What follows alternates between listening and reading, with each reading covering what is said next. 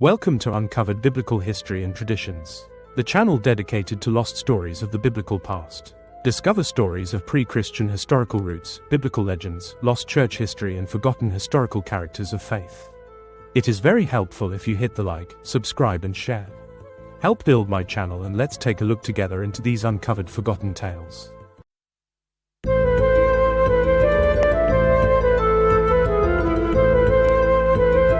Picture this: somewhere in the mists of ancient Britain, a warrior king rides into battle carrying something the world has never seen before, a banner emblazoned with the Christian cross. His name strikes such terror into the hearts of Romans that their poets write about him with trembling hands. His military genius exceeds even his famous cousin Caractacus. Yet today, his name has been virtually erased from history books. This is the extraordinary story of Arviragus, the forgotten Christian warrior king who may have been the most significant figure in early Christianity outside the Holy Land itself. In the shadowy corridors of early British history lies one of Christianity's greatest mysteries. The ancient records tell of a king whose fame once echoed throughout the Roman Empire, whose very name caused emperors to lose sleep, and whose military campaigns were so legendary that Roman poets immortalized him in verse. Yet somehow, this towering figure of early Christianity has been almost completely erased from later historical narratives. The records from the early Christian period and Roman histories overflow with accounts of Arviragus, the most powerful representative of the royal house of the Silures. Contemporary sources describe him as conducting warfare against the mighty Roman Empire for years, achieving what they called immortal fame exceeding that of Caractacus. But here's the puzzle that has baffled historians for centuries: how does someone described as the most famous Christian warrior in history become so thoroughly forgotten that most people today have never heard his name? The answer to this mystery begins with a symbol that would eventually conquer the world: the Christian cross. According to the ancient records preserved in British royal heraldry, something unprecedented happened in first century Britain. Joseph of Arimathea, the biblical figure who provided the tomb for Christ's burial, reportedly bestowed the Christian cross upon King Arviragus. This wasn't merely a religious gesture, it was the birth of something that would echo through British history for nearly 2,000 years. That cross became embedded in the British sovereign's shield and has remained there, according to the heraldic records, up to the present time. Later, the symbol of the Lion of Judah was superimposed upon it, creating a powerful combination that speaks to a remarkable claim, that Britain inherited the spiritual kingdom that Christ himself said would be taken away from them and given to another who would keep the law. But Arviragus didn't merely receive this symbol, he carried it into battle. In what may be the first recorded instance of the cross being used as a battle standard, Arviragus bore the banner of the cross through some of the most bitterly fought battles between the Britons and the Romans. This wasn't just warfare, it was the first Christian military resistance against a pagan empire, and it was spectacularly successful. To understand the true magnitude of Arviragus's impact, one must examine how the Romans themselves wrote about him. The Roman poet Juvenal, writing during the height of the conflicts, captured the psychological terror that this British king inspired throughout the empire. In his writings, Juvenal posed the anxious question that apparently haunted Roman minds: hath our great enemy Arviragus, the car-born British king, dropped from his battle throne? The designation, our great enemy, wasn't used lightly by Roman writers. This was the empire that had conquered most of the known world, yet here was a single British king who had achieved something remarkable: he had made Rome afraid. The reference to him as car-born indicates his use of war chariots in battle, while the mention of his battle throne suggests he commanded from the field itself, leading his warriors directly into combat against Roman legions. Centuries later, the English poet Edmund Spenser would write about Arviragus with even more dramatic language: was never king more highly magnified nor dread of Romans was than Arviragus. Think about that statement for a moment. In all of Rome's extensive history of warfare, across all their encounters with kings and emperors throughout the vast empire, no single monarch had ever inspired more fear or commanded more respect than this British Christian warrior. Perhaps the most extraordinary aspect of Arviragus's legacy was his protection of what the Romans themselves acknowledged as territory inaccessible to the Roman, where Christ is taught. This was the sacred Isle of Avalon, where Joseph of Arimathea and the disciples of Christ were establishing Christianity's first major foothold outside the Holy Land. The Romans, with their legendary military efficiency and overwhelming force, had conquered Britain itself. They had subdued warrior tribes across 3 continents. But here, in this relatively small area under Arviragus's protection, they met something they couldn't overcome. The ancient Britons, motivated by what the Romans recognized as an invincible spirit, formed what the records described as a living wall around the sacred boundaries of Avalon. This wasn't merely a military defensive strategy, it was a theological one. The Britons understood that they were protecting something of global significance. As the records state, they died willingly to preserve the first planting of the Christian way, so that it might thrive and blossom to bless the whole world.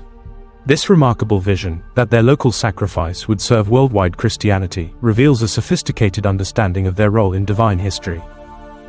The result was unprecedented in Roman military experience. No Roman army ever pierced this sacred boundary. The empire that had overwhelmed the armies of Gaul, Germania, and countless other nations found itself unable to penetrate the defenses of Christian Britons fighting for their faith. What makes this story even more compelling is how the Romans themselves explained their failure. Multiple Roman historians and writers, despite being the implacable foe of the British, held these warriors in extraordinary esteem and conducted what amounted to military intelligence analysis of their effectiveness. Julius Caesar, writing around 54 BC, identified the theological foundation of British military superiority. They make the immortality of the soul the basis of all their teaching, holding it to be the principal incentive and reason for a virtuous life. He noted that, believing in the immortality of the soul, they were careless of death. This wasn't mere philosophical observation, it was military analysis. Caesar understood that the Britons' religious beliefs gave them a battlefield advantage that Roman training couldn't match. Lucanus, writing in 38 AD, confirmed this assessment in his work, Pharsalia, stating that the Britons' indifference to death was the result of their religious beliefs. Pomponius Mela, writing in 41 AD, described the British warrior with astonishment and ascribes the extraordinary bravery of the Britons to their religious doctrine based on the immortality of the soul. Here's what's remarkable about these accounts. Multiple independent Roman sources, spanning decades, all reached the same conclusion. The British military superiority wasn't due to better weapons, superior tactics, or advantageous terrain. It was directly attributable to their religious faith. The Romans recognized that Christianity was producing warriors with supernatural courage, and it terrified them. Beyond his military achievements, Arviragus demonstrated political wisdom that was centuries ahead of its time. The royal boundaries of the Silures were strategically divided between Arviragus and his cousin Caractacus, with Arviragus governing southern England and Caractacus ruling Wales. Each was king in his special domain, creating a system of autonomous rule within unified kingdom structure. But perhaps most remarkably, during times of war, these royal cousins implemented what can only be described as an early form of democratic military leadership. They united under a Pendragon or commander-in-chief who was agreed upon by the people through popular consensus. This was revolutionary for ancient monarchy, the idea that wartime leadership should be determined by popular agreement rather than strict hereditary succession. When Caractacus was captured and taken to Rome, Arviragus assumed the role of Pendragon and conducted the unified resistance for years. This wasn't merely military command, it was the leadership of what the Romans recognized as the most powerful warrior clan in Britain. The story of Arviragus and the early British Christians culminates in what the historical records describe as Christianity's greatest tragedy and most terrible drama. The royal British family was destined to become the first martyrs to suffer for Christ outside the Holy Land, establishing a pattern that would echo through centuries. The scale of British Christian sacrifice was unprecedented. According to the historical accounts, the British paid the greatest blood sacrifice in the Gentile Church, more so than all other nations put together.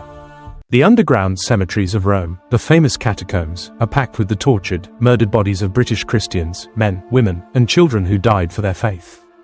But perhaps most significantly, the soil of Britain itself became what the records call eternal testimony to their undying faith, saturated with the blood of martyrs. The theological foundation for this extraordinary courage was simple yet profound. Knowing that Christ died for them, they were fearless in dying for Christ. The ultimate vindication of Arviragus's vision came through his own bloodline. The records establish a direct ancestral line from this Christian warrior king to Emperor Constantine, the first Christian Roman emperor. Think about the historical irony. The descendant of the king who terrified Rome with his Christian banner ultimately placed that same cross over the entire Roman Empire. This wasn't coincidence, it was the fulfillment of Christ's prophecy that the kingdom would be taken from one people and given to another who would keep the law. The British, as the first Gentile nation to accept Christianity en masse, and the first to protect it with their lives, had inherited exactly what was promised. Which brings us back to our original mystery: why has this extraordinary story been erased from later histories? The evidence suggests a systematic oversight by subsequent historians who perhaps found the implications too challenging to existing narratives about early Christianity and British history. The Romans, despite their vicious hatred and attempts to exterminate the Christian faith at its source, ultimately failed. The sacred territory they could never breach became the launching point for Christianity's conquest of their own empire. The warriors they feared became the ancestors of the emperor who would establish Christianity as the empire's official religion. Arviragus represents something that challenges conventional historical narratives, the possibility that Britain's role in early Christianity was not merely receptive but foundational, not merely important but primary. The cross on the British royal arms, maintained, up to the present time, continues to proclaim a story that most have forgotten. If you would like more information where to research this subject, check out my other videos and pause this image and look into these resources. I hope you enjoyed this forgotten biblical story. Leave a like, comment, share and subscribe. This is very helpful. Join me next time for another lost story of our biblical history.